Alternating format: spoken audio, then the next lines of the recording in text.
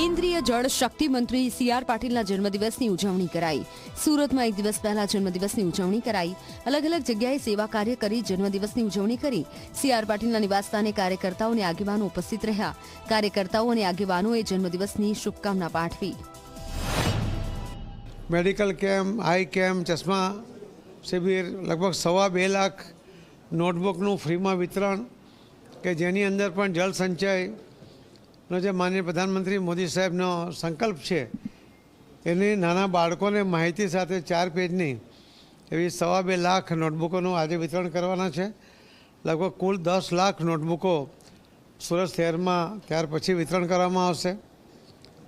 અનેકવિધ કાર્યક્રમોમાં લગભગ 1000 બહેનોને 14 કિલોના અનાજની કીટ પણ ગઈકાલે વિતરણ કરવામાં આવી હતી। 750 બહેનોને સાડીનું વિતરણ